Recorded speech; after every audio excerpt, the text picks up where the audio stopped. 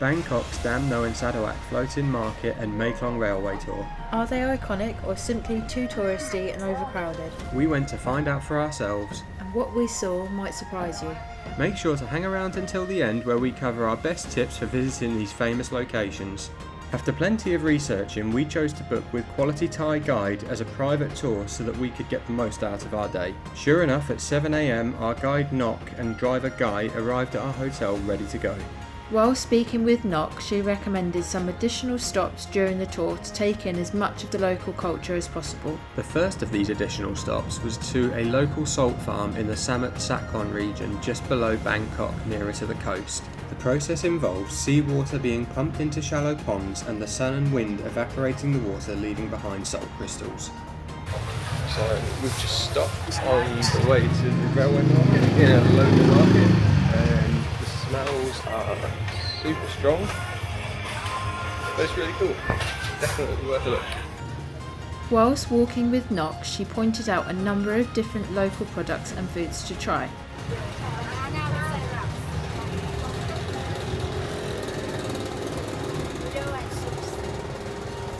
One of her recommendations was rose apples to have later on. Walking along the railway market, it was incredible to see how businesses are making the most of the opportunity right along the lines. There's a large variety of products and souvenirs on offer, from traditional elephant pants, Thai silk and crafted soaps. Just be sure to mind your head if you're on the taller side, as the retractable covers over the market stalls are particularly low, and at 6'3" I was almost knocking my head on each one of them as I walked past. Thankfully, that's not something I had to worry about. Visiting with Nok, she knew the best place for us to stand for when the train finally approached, as it's important to be behind the specified line. Just don't be this idiot insisting on trying to get the best selfie for Instagram.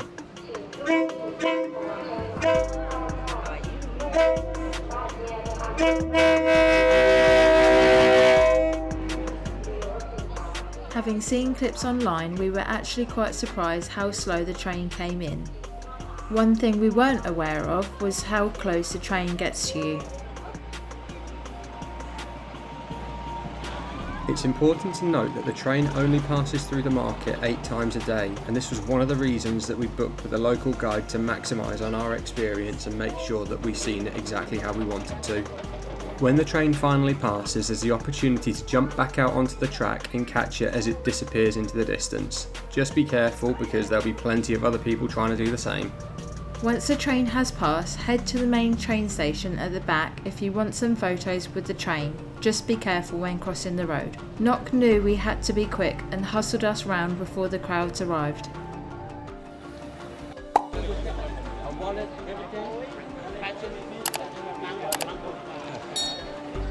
Having finished up at the railway market, we then stopped at a local coconut stall so that Nok could show us the difference between roasted and fresh coconut water. As it turns out, the roasted coconut water has a much more distinct nutty flavour, whereas the tender fresh coconut was much lighter and sweeter. Our next stop was at a coconut farm where we learnt about the production of different coconut products, including milk, sugar and caramel.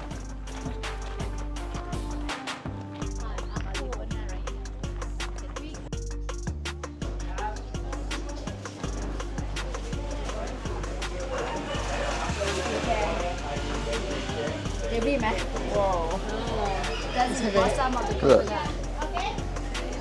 It's heavier than you thought, right? Yeah, very. And if they have a chance to grow up, this is a coconut fruit. Oh wow. This is a flower. You have to cut 1 centimeter and tell it is heavy enough.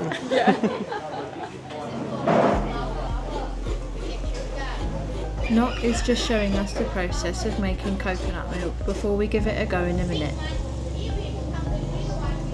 This is coconut milk. Oh wow. Want to try? Oh.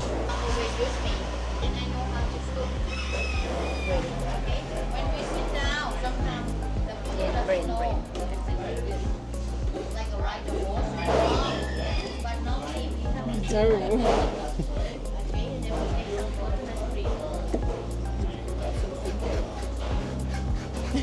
Try. Exactly, gone.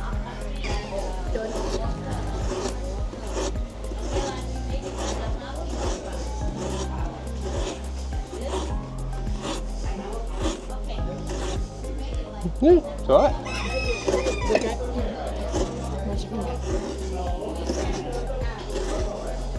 It's alright.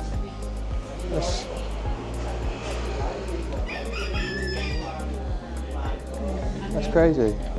It's still hot. Do you want me to hold it up? How much? Same. And after that, you can try these two.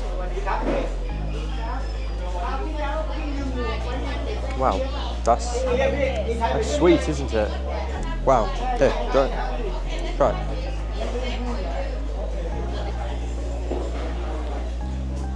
Very sweet.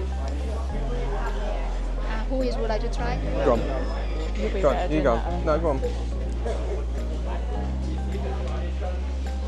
So this is boiled down. Good out of temperature and Wow. set. That's why it's so thick. So what would this do after this? Would this dry after this? No? After you do like this 20 minutes, Yeah. they set it. Okay. Okay. Ah.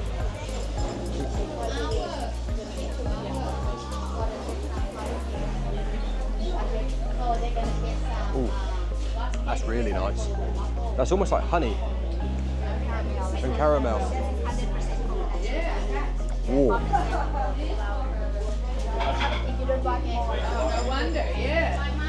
Wow. No, that's incredible. That's Very sweet, yeah. Before they come, that's why I said.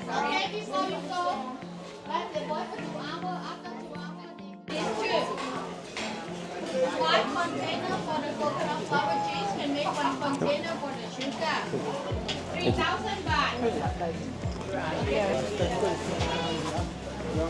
มาเทให้หน่อยได้ไหม ใช่ไหมทีนี้มันไปดูอินเทอร์เน็ตเยอะมาก ทุกปีไม่ใช่ มันเป็นอย่างนี้เป็น10 ปีมาแล้ว แล้วเดือน8ได้เยอะนะ And this is like curry paste. Do you know what this is? Is that? It's not kaffir lime, is it? Kaffir lime. Try the smell before. We use kaffir lime leaves at home. Haven't tried that. Use this for the curry. You can smell it. So strong. ต้องระวังเลย Oh wow. Yeah. Very strong. We are used for shampoo too. Sometimes we use in the bathroom for our time. There's like you know.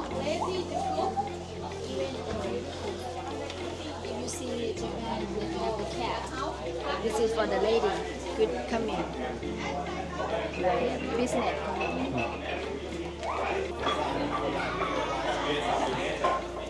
This is the alphabet for us. You have B, C, D, A, B, C, D, yeah. We have Bangkok, 44 letters. And we have A, E, I, O, U. We Yeah. have A, E, I, O, O, A, 20. So you've got 44 letters and 24 vowels. 26. 26 vowels. Oh, sorry. You have 26. We have 32. 32. Oh wow. Okay. Oh. I love how it's all open air.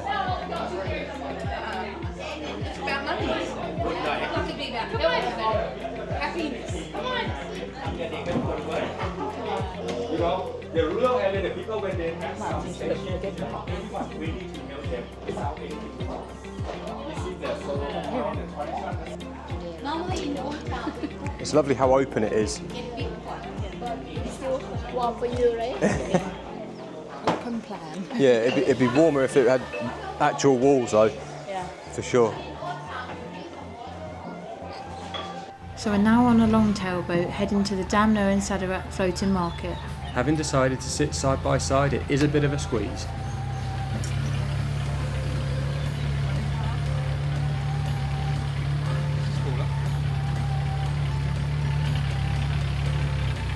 Having booked through a guide, Nok managed all of the arrangements for the boat. However, we did notice when we arrived that for a typical tourist turning up on the day, the boat cost was about twice what it was for a local. Something to bear in mind when you plan your visit. Once you're in the long-tail boat, it takes around 5 to 10 minutes to get to the main market, but locals have set up small shops along the way. It's not surprising they race the long-tail boats, those things can shift.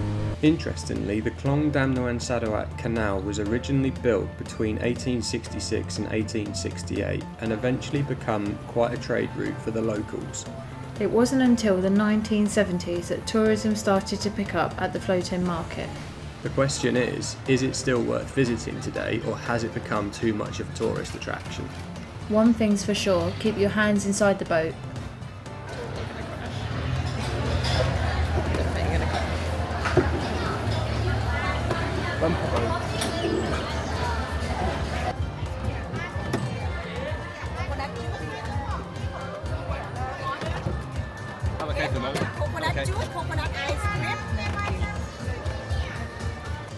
Once finished up on the boat, you have the opportunity to walk around the shops and explore on foot. Walking around the market after the boat is a great opportunity to do a bit of shopping should you want to. There's plenty of local products, from souvenirs to clothing, or even just some more food if you hadn't already grabbed some whilst on the boat. Do you want to try a pancake? One. They're coconut.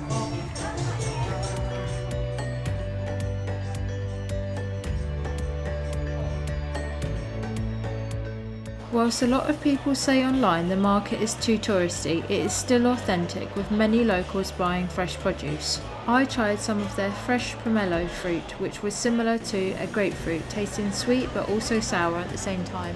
Nice. No, I'm alright.